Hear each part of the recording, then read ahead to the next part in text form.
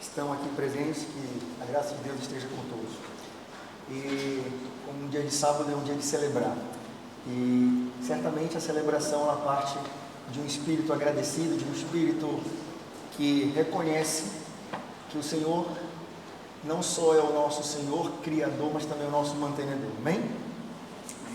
E nesse momento que nós vamos iniciar a nossa lição, gostaria primeiramente que nós orássemos para que o Espírito Santo venha estar presente e conduzindo esse estudo para que tudo que nós viermos a falar não provenha de nós, mas do trono de graça.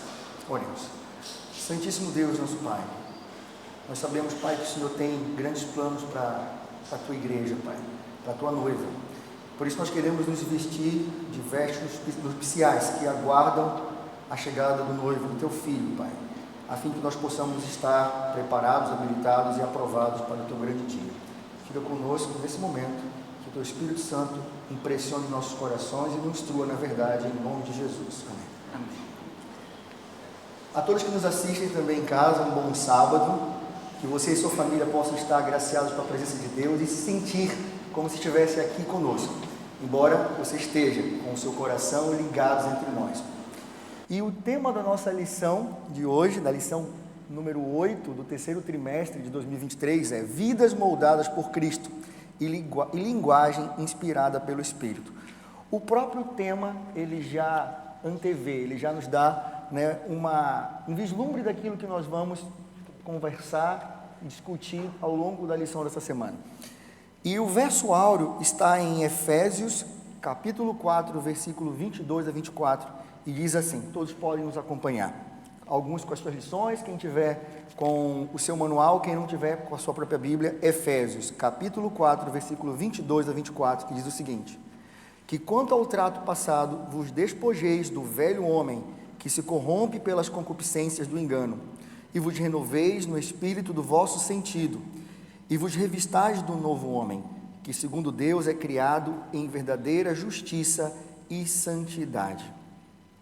Como já começa a lição nos incentiva, nos convida a nos despojarmos de um velho homem. E que velho homem é esse? Aquele homem que estava, sujo com a mácula do pecado, nos caminhos que o levavam à morte. E uma vez que nós somos convidados a sair dessa condição, Deus também está nos possibilitando, através da contemplação, da comunhão, desenvolver um novo caráter, uma nova identidade, como diz a lição.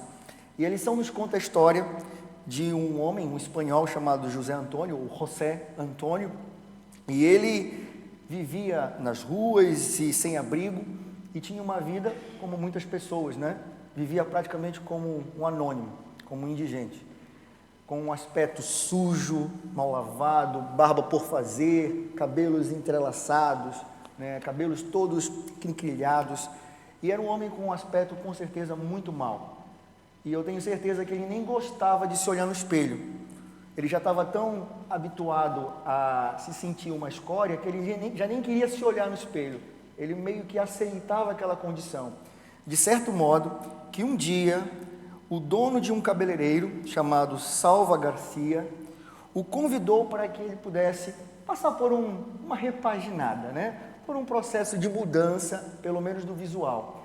E o cabelo dele foi cortado, foi lavado, barba feita, vestes trocadas, tomou um banho, mudou o aspecto completamente, mas até então ele não tinha se olhado no espelho. Ele ainda não se via como uma pessoa diferente. Mas o momento realmente que foi inusitado foi quando ele se deparou com a imagem que ele contemplou e ele percebeu que ele realmente já não se reconhecia mais, que ele já parecia ser uma outra pessoa. E ele disse que ele não só havia mudado o seu visual, a sua aparência, mas ele tinha mudado de vida. Entretanto, nós sabemos, que isso foi talvez apenas uma força de expressão. Não foi o corte de cabelo, um banho que mudou a sua vida, mas foi a percepção que ele teve de quem ele era enquanto um filho de Deus. Quando ele se olhou no espelho e disse: Deus me criou para ser muito mais do que eu vinha sendo. Deus me formou no ventre da minha mãe e me constituiu para que eu seja um verdadeiro filho, digno de viver como um filho de um rei. E muitos de nós podemos estar incorrendo nessa ideia de que nós não precisamos nos preocupar com a nossa forma de viver, com a nossa maneira de estar. Deus nos aceita como nós estamos e simplesmente Ele nos ama e acabou. Isso é verdade, Ele nos ama incondicionalmente. É ou não é, irmãos? Ele nos ama.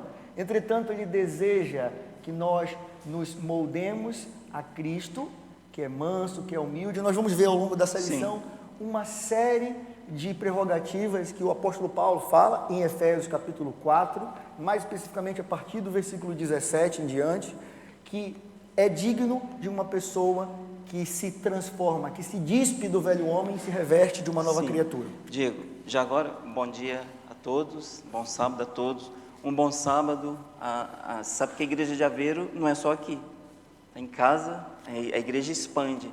Então, feliz sábado para vocês que estão em casa, que estão nos assistindo, os que nos assistirão num dia qualquer, no futuro, né? Um bom sábado a todos. E Paulo apela aqui, você falou sobre essa questão do novo homem, da nova natureza, e durante a lição vamos entrar em pormenores, né? Quando Paulo apela aqui que não caminhemos como os gentios, né?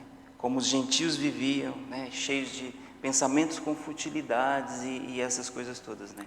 E vamos entrar em pormenores, detalhes assim, para aprendermos mais sobre essa nova forma de viver, né? E Jaime, aproveitando o ensejo, na lição de domingo nós temos o título aqui, a espiral descendente do pecado. Sim.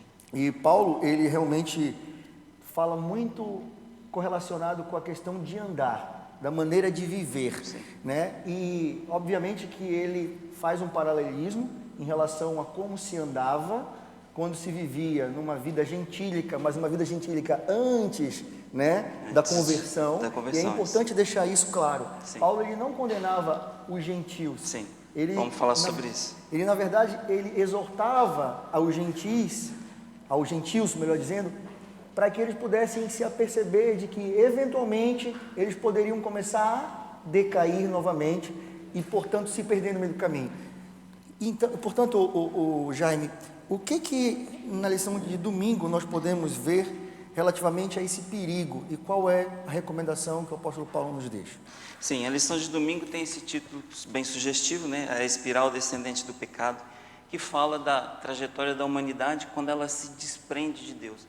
Quando ela se distancia de Deus, nos leva a uma espiral descendente e de insensibilidade espiritual. Isso é muito profundo, né? E o que Paulo disse aqui, algo bastante importante, é o que o Diego começou a dizer. Quando vamos em Efésios 4, 1 a 16, Paulo expressa a importância da unidade cristã. E ele fala sobre esse chamado para viver de forma harmoniosa e amorosa em Cristo. Mas quando a gente vai aqui em Efésios 4, 17, e eu vou até dar uma lida aqui, Efésios 4, 17, ele já muda um pouco a abordagem dele, né? E ele fala assim: assim eu lhes digo, e no Senhor insisto, que não vivam mais como gentios, que vivem na inutilidade de seus pensamentos.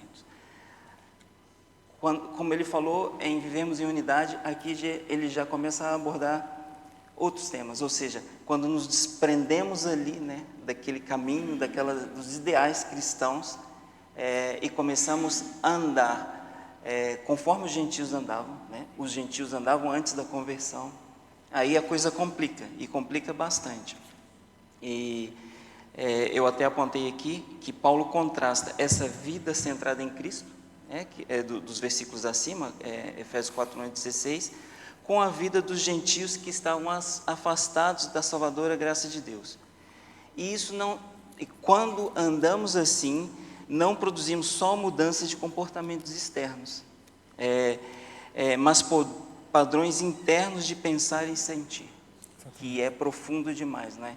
Então, a gente às vezes tem a tendência de observar só os padrões, as mudanças externas, são aquelas que sobressaem, né?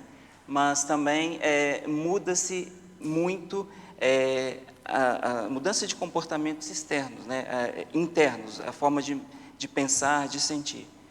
Os gentios são descritos como vivendo, eu vou até ler a palavra certa, vivendo na vaidade ou futilidade, né?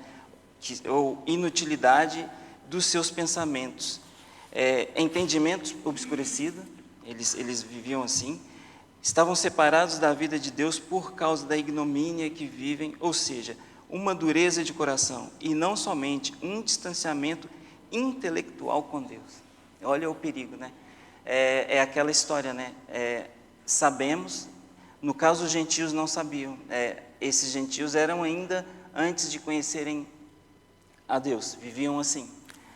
E muitas das vezes nós, como cristãos, conhecemos a verdade, sabemos a verdade, mas quando nos distanciamos, quando endurecemos o nosso coração, quando não queremos mais nada com a Bíblia, com a palavra de Deus, acontece isso tudo, né?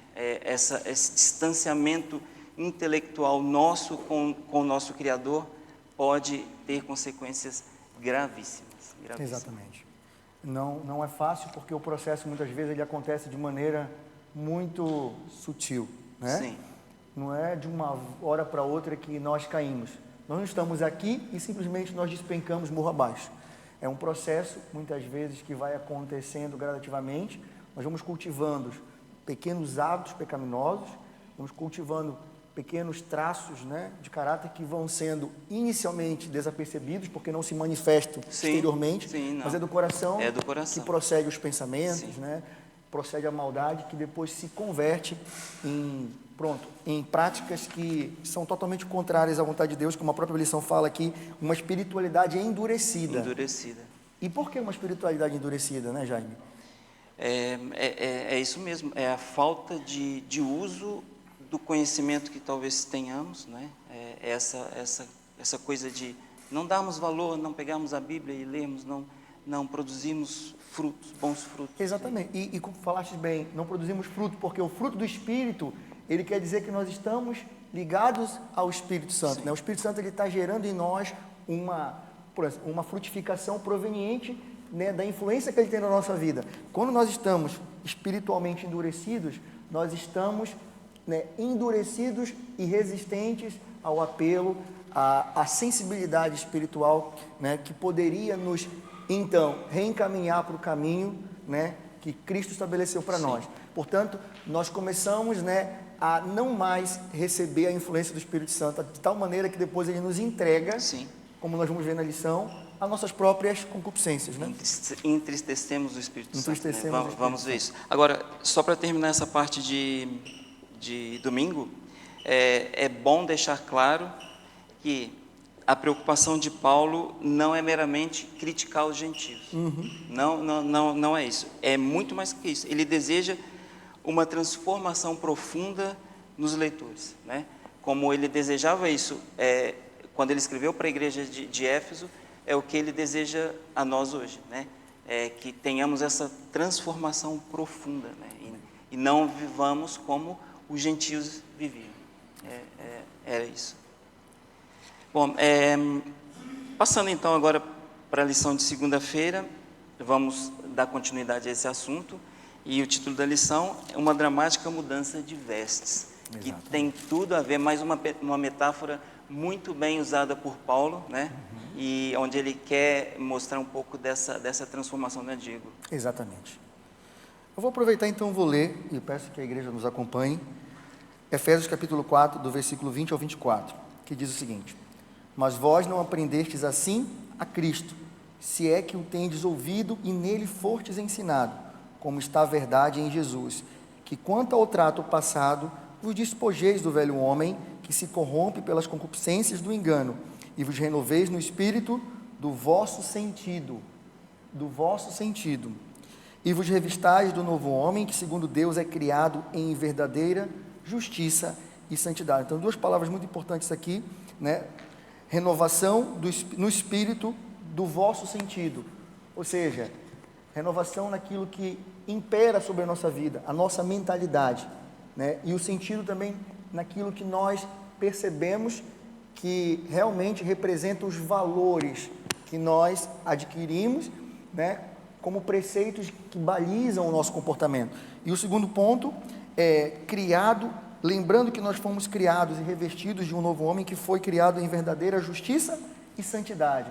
Ou seja, a justiça que vem de Deus e a santidade que é o nosso processo, né, de aperfeiçoamento de caráter moldado em Cristo. Mas é importante nós vermos que a nossa lição aqui em segunda-feira, ela nos fala, como falou no caso, né, através do apóstolo Paulo, que nós não podemos esquecer de onde nós aprendemos esse conhecimento. Quando nós somos batizados, nós aceitamos Jesus como nosso Senhor e Salvador, nós estamos dizendo para todo mundo e para Deus que nós aceitamos o sacrifício de Jesus. E nós passamos a aprender a Jesus ou sobre Jesus. Nós passamos a aprender de Deus, ou seja, diretamente, através de um relacionamento, ou passamos a ser meros teóricos, filósofos de religião. Se nós usarmos o conhecimento bíblico, a doutrina, como uma filosofia, nós estamos aprendendo. Na verdade, nós estamos conhecendo sobre algo. Entretanto, nós só passamos verdadeiramente a viver isso, né, quando nós nos relacionamos.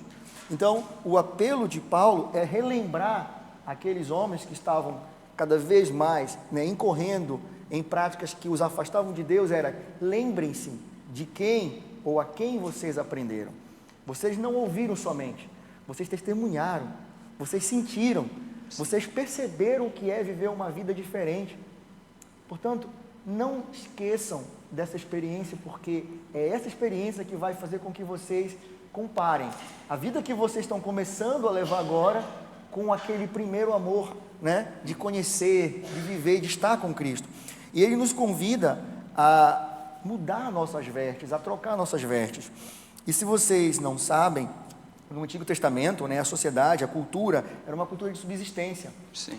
Para que uma pessoa tivesse mais uma veste, ela tinha que ser realmente de um status social muito elevado.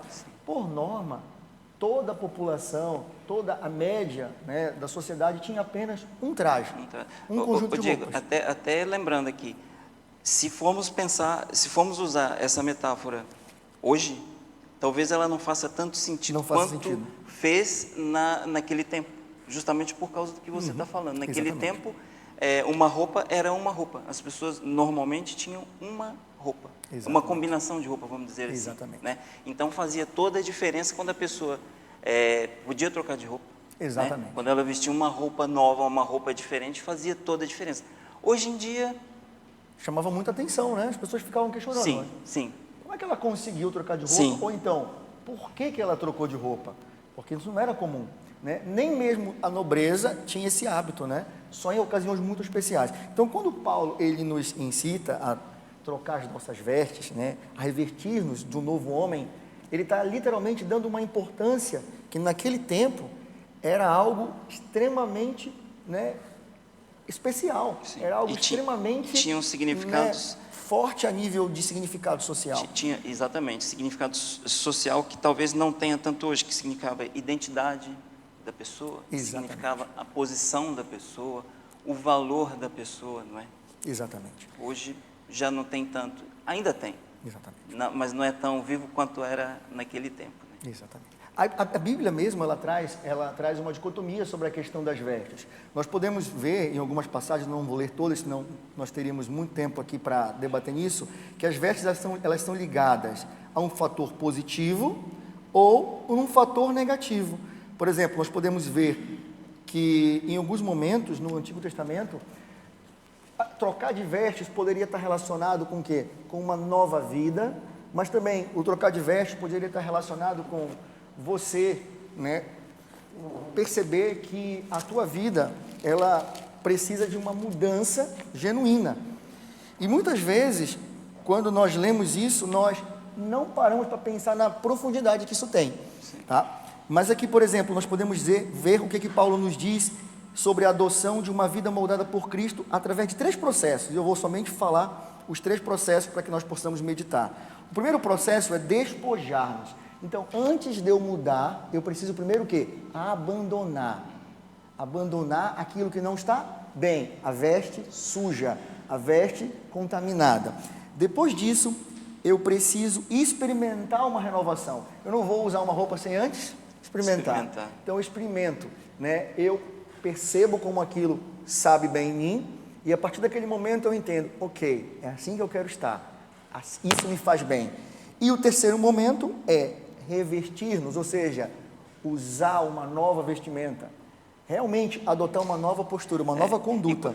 Quando vestimos, estamos acostumados a vestir uma roupa velha e temos a possibilidade de ter uma roupa nova que a gente tanto ansiava, é uma mudança. Exatamente. É uma mudança. E a gente repara que não é só uma mudança interna, não é só uma mudança externa, é uma mudança interna, porque ficamos felizes, ficamos contentes, né, de estarmos usando aquela roupa ali que a gente tanto almejou comprar, né? Essa faz todo o sentido essa metáfora que Paulo quis usar. Exatamente. Né? Então é importante que nós entendamos que Deus está nos convidando hoje a nos revestirmos de uma nova veste de justiça. Mas para isso, antes nós precisamos abandonar o que hoje, né, nos macula, o que hoje nos contamina.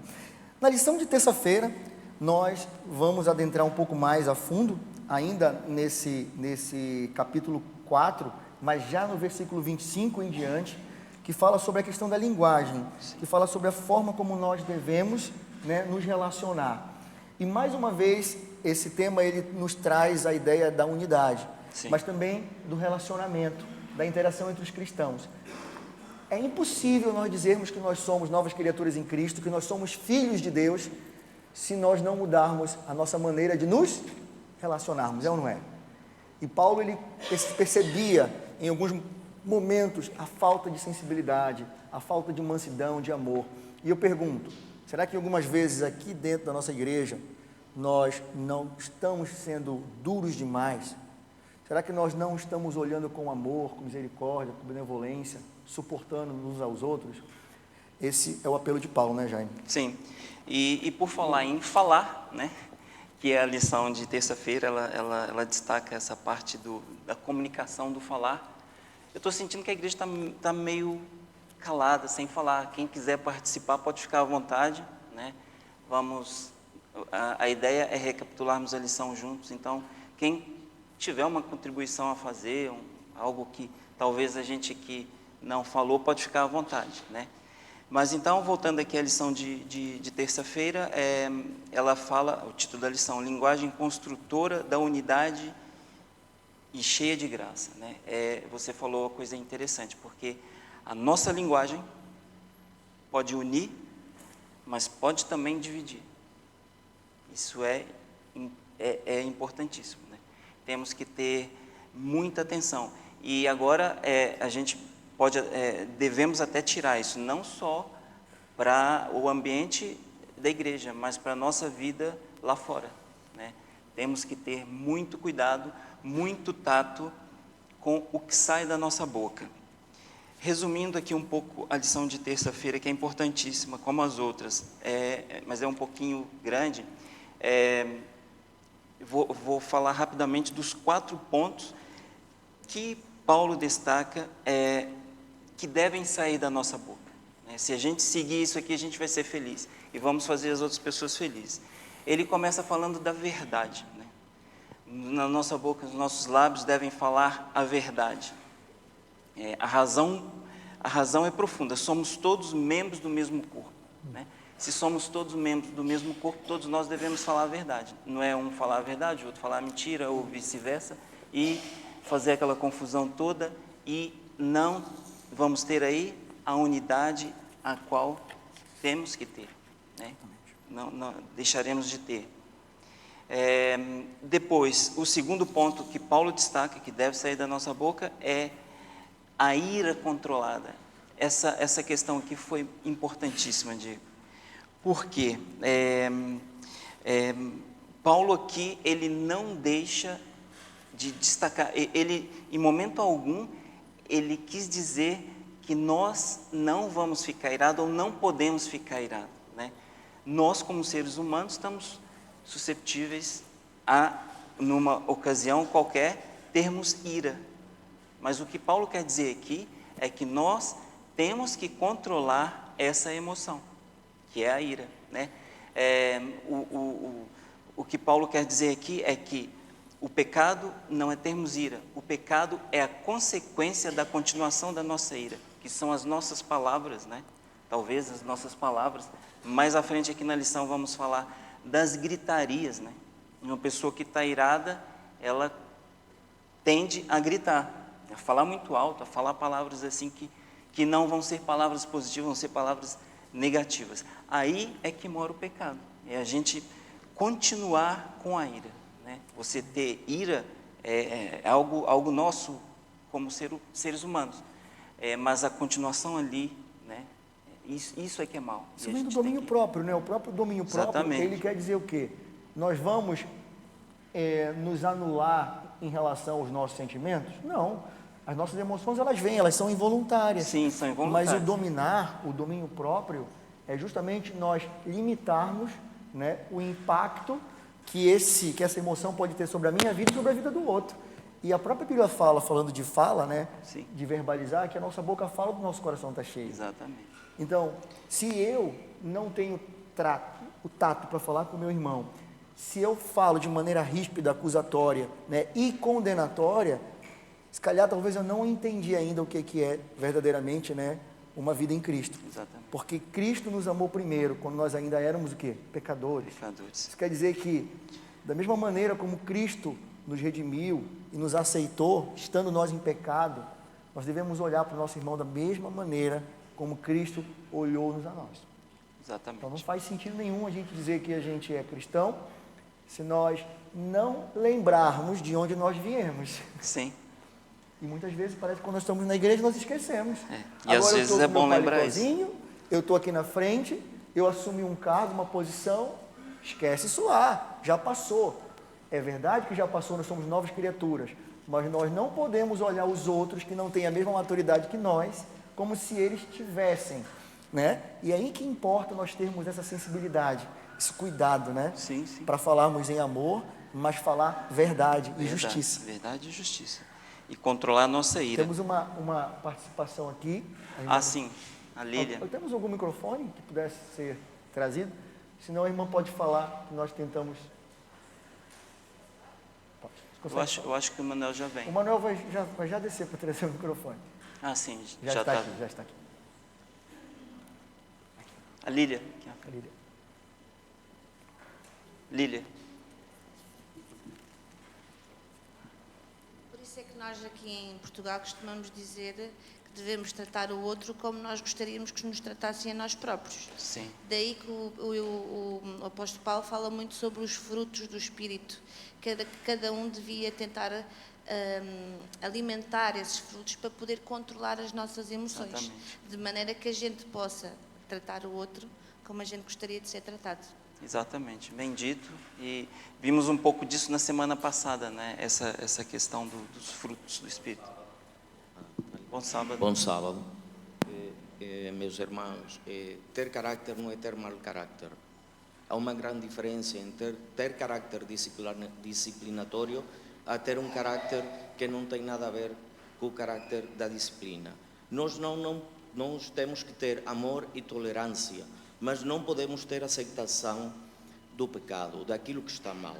É preciso ter o Espírito Santo para saber direcionar no carácter certo a uma pessoa errada. Sim. Porque se eu vou levar como que eu tenho que ter só amor, mas o meu amor não tem uma disciplina, não tem um ensino basado nas Escrituras, o meu amor está errado, ok? É um amor qualquer do mundo.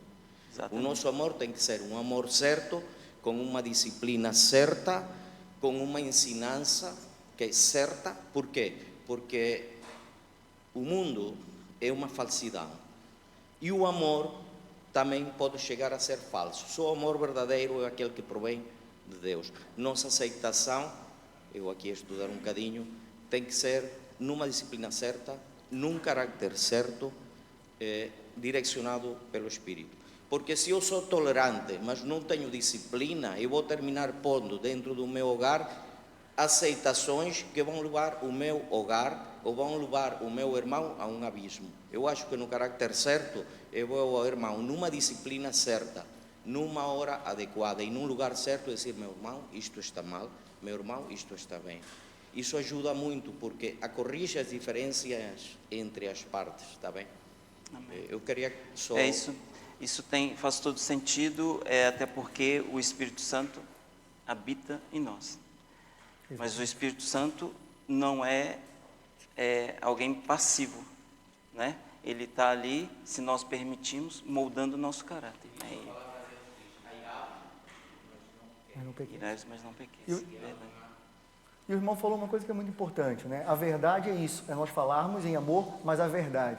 E a justiça é, né, não querendo passar pano no erro, né? Chamando o pecado pelo nome, mas fazendo com que o irmão, ao ser admoestado, exortado, ele perceba que o nosso interesse está o quê? No bem-estar dele, na salvação dele. E ainda que algumas vezes nós tenhamos que ser um pouco mais firmes, porque chega um ponto, né, que nós precisamos exortar. Sim. É natural mais que contato, a pessoa, no primeiro momento, ela leve a mal. Mas quando nós demonstramos verdadeiramente, né, que nós estamos ali para cuidar dela, para conduzi-la, para discipular se for preciso, aí tudo muda. É muito fácil um irmão chegar na igreja, se batizar, segue a vida dele, e a igreja simplesmente fica alheia, né, a esse irmão ou essa irmã que adentrou na nossa igreja. Sim. E às vezes quer até exigir que esse irmão ou essa irmã tenham toda a conduta que eu, de 10, 20, 30 anos, já tenho. O nosso dever também é conduzir essas pessoas, né? São novas criaturas, mas ainda são bebês. Sim. E com os paciência, nossos irmãos com humildade, precisam também desse cuidado. Exatamente.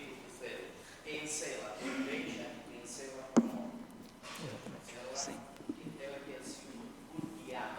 Sim. Quem tem ciúmes porque ama e protege, provém do amor de Deus. Mas quem tem ciúmes, mas por inveja, faz a grande diferença. Ou porque odeia, ou porque disciplina sem amor. O nosso tipo de ciúme é um ciúme que provém do Senhor, porque eu cuido aquilo que eu amo. Amém. Amém. Obrigado, irmão.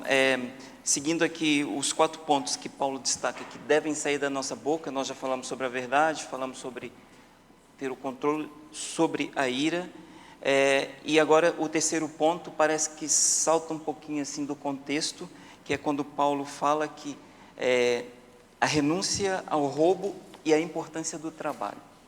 Mas penso que Paulo quis dizer aqui, e Paulo colocou aqui também, junto com esses outros pontos, essa questão do roubo, também por ser uma expressão de algo que é enganoso, né? Roubar é algo que é enganoso. Mas depois dele citar algo negativo, que é a questão do roubo, ele já imediatamente, logo a seguir, ele fala sobre algo muito positivo, né? Que Paulo exorta os cristãos a trabalharem com as suas próprias mãos, mas não apenas para se sustentarem, mas para quê também? Para ajudar os outros. Para ajudar aos outros, né? Olha que grande verdade, né? Ele exorta ali, ou ele chama a atenção ali de quem rouba, né? Mas imediatamente a seguir ele fala, não, todos devem trabalhar, todos devemos trabalhar sim, não apenas preocupados com nós próprios, mas preocupados com as pessoas que estão aqui ao nosso lado e que talvez não tenham tantas condições e devemos ajudar essas pessoas. E o outro quarto ponto, que está aqui no versículo 29, eu vou até ler rapidinho, é importantíssimo. Nenhuma palavra torpe saia da boca de vocês, mas apenas a que for útil para edificar os outros. Acho que nem precisa falar muito, né? Conforme a necessidade, para que conceda graças ao que ouvem. A gente tem falado sobre isso aqui durante a lição. Esse cuidado que nós devemos ter com as palavras que usamos, né? Muitas vezes já vi muito disso, tanto na igreja quanto fora da igreja, ou talvez até eu mesmo um dia tenha com as minhas palavras ferido alguém, né? E isso é importantíssimo termos muita atenção nisso, porque já a seguir, penso que na próxima lição, vamos falar sobre essa questão de entristecermos o Espírito Santo. Exatamente. Quando ferimos alguém, com certeza entristecemos o Espírito Santo, não é? Exatamente. Falando já sobre a questão de entristecer o Espírito Santo, é muito importante que nós saibamos que o Espírito Santo, né, embora ele seja um em propósito, juntamente com o Pai e com o Filho, ele tem também um papel distinto e ele também tem uma personalidade. E ele tem um interesse que é justamente o quê? Nos manter, né, ávidos espiritualmente.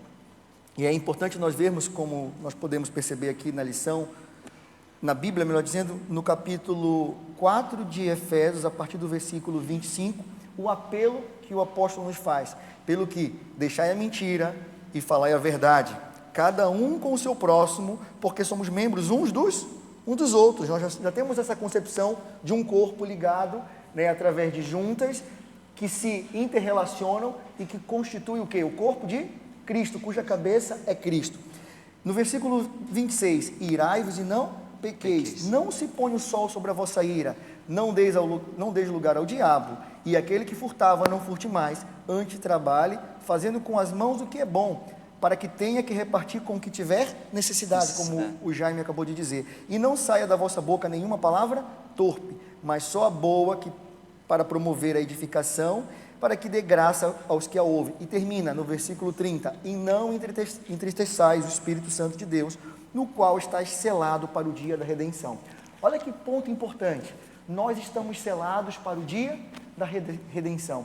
Então o papel do Espírito Santo é nos trabalhar, é moldar o nosso caráter, é nos fortificar na fé, para que nós estejamos o quê? Selados. Na medida em que eu me afasto, na medida em que eu cometo todo esse tipo de torpeza, seja através da fala, através da minha conduta, através da minha dissolução moral, através da mentira, da falsidade, da calúnia, através da blasfêmia, como nós vamos ver aqui também, nós estamos literalmente o quê? Nos despindo, né, dessa proteção, dessa influência do Espírito Santo. E, portanto, começamos a nos distanciar da salvação. E esse selo que nos estava assegurado, ele nos coloca numa condição de perigo. É por isso que quando nós estamos, né, nessa condição, nós perdemos o selo de Deus. E sem o selo de Deus, sem o selo que o Espírito Santo coloca no nosso coração, nós podemos, né, infelizmente, perder a nossa salvação. E para terminar, eu gostaria de ler aqui o finalzinho da lição, eu acho que é o último parágrafo da lição de quarta-feira, que diz o seguinte: devemos ser cautelosos ao discutirmos o mistério da divindade. O Espírito é simultaneamente um com o Pai e o Filho e distinto do Pai e do Filho. O Espírito tem a sua própria vontade e escolhe de acordo com ela. Pode ser entristecido e blasfemado.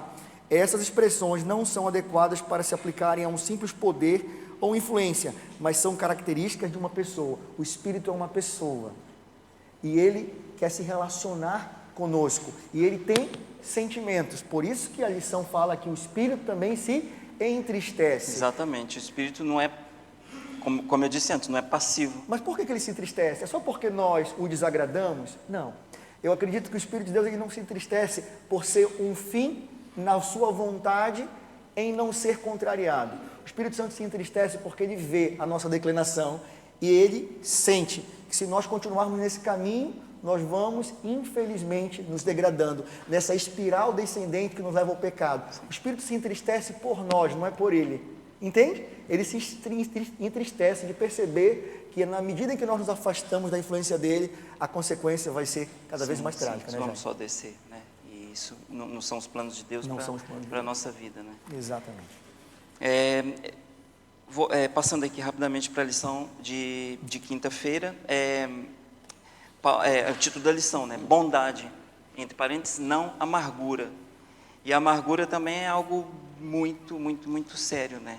As pessoas amargas tendem a ter ressentimentos e falam com as outras pessoas com ressentimentos, né? E Paulo diz que devemos evitar isso e no verso 31 ele ainda fala sobre a cólera e a ira, fala sobre a blasfêmia, os cuidados que devemos ter, falar contra alguém, não só contra Deus ou contra o Espírito Santo, mas contra também outras pessoas, os nossos próximos, né? Nós podemos afastar uma pessoa de Deus. Sim, com certeza. Dependendo da maneira como nós conduzimos, por mais que digam assim, olha, a pessoa tem que ter uma fé firmada em Cristo, não um ser humano. Mas se é uma nova criatura, se é um bebê espiritual e ele não tem ainda maturidade, com a minha fala eu não posso, né, desvirtuá-lo do caminho da salvação? Sim, claro, com certeza, com certeza.